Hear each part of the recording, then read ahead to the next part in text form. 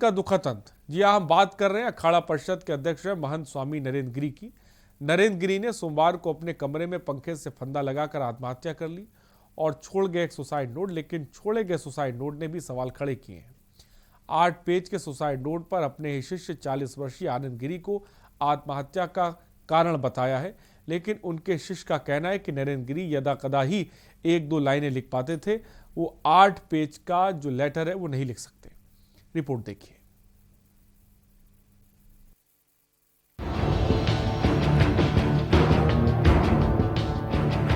आप सबने देखा, मैंने अपने जीवन का सारा समय वहाँ बिताया है। उस मठ को बनाने में, मंदिर की प्रतिष्ठा बनाने में मैंने अपने पूरे जीवन को उस पर लगाया है। मैंने कभी 1 रुपये का लाभ वहाँ से नहीं लिया। मैंने किसी प्रकार की लालच की भावना वहाँ से नहीं रखी।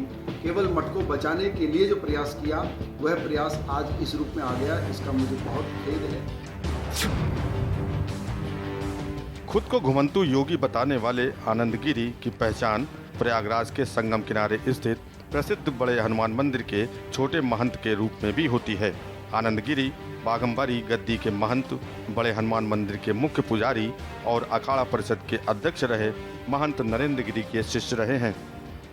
आनंद गिरी के बारे में कहा जाता है कि उनका बचपन से ही धर्म की तरफ गहरा झुकाव रहा है। बकौल आनंद गिरी, उन्हें 12 साल की उम्र में ईश्वर का संदेश मिला था।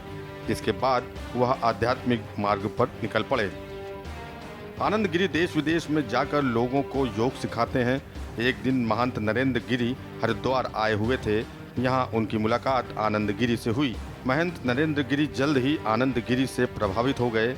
महंत नरेंद्र गिरी ने आनंद में एक अच्छे शिष्य के सारे गुण देखे।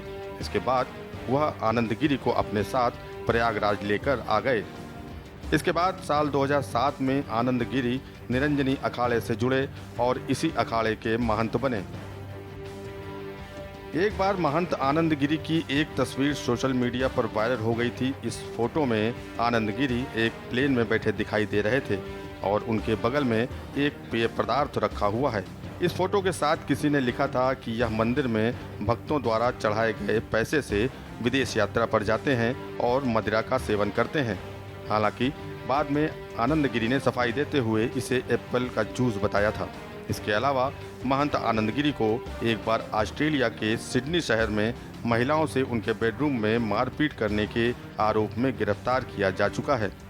इसके अलावा महंत आनंद गिरी पर 2016 में 9 वर्ष के दिन रूटी हिल स्थित एक घर में पूजा में हिस्सा लेने के दौरान शयन कक्ष में महिलाओं से मारपीट करने का आरोप भी लग चुका है।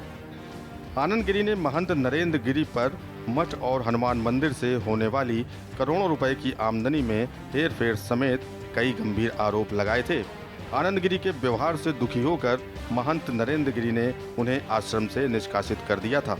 इसके बाद जब अखाड़ों ने हस्तक्षेप किया तो आनंद गिरी ने महंत नरेंद्र गिरी के पैरों में गिरकर माफी मांगी थी, लेकिन दोनों के बीच रिश्ता पहले जैसा नहीं रहा था।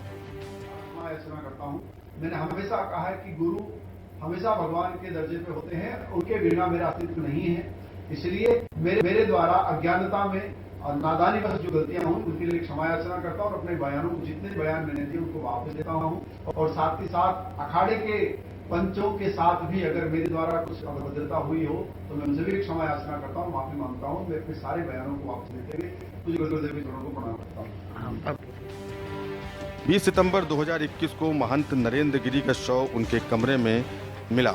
शुरुआती जांच में पुलिस ने इसे आत्महत्या का मामला बताया था। महंत नरेंद्र गिरी ने आत्महत्या करने से पहले सुसाइड नोट भी छोड़ा था। इस सुसाइड नोट में महंत नरेंद्र गिरी ने अपने शिष्य आनंद गिरी और कुछ अन्य लोगों को इसके लिए जिम्मेदार ठहराया था। इस मामले में पुलिस ने आनंद गिरी को गिरफ्तार किया है और मामले की जांच कर रही है। नरेंद्र गिरी की मौत अपने पीछे कई सवाल छोड़ गई है, जिसके जवाब खोजने के लिए पुलिस को खासी मशक्कत करनी पड़ेगी। स्पेशल डेस्क के न्यूज़ इंडिया।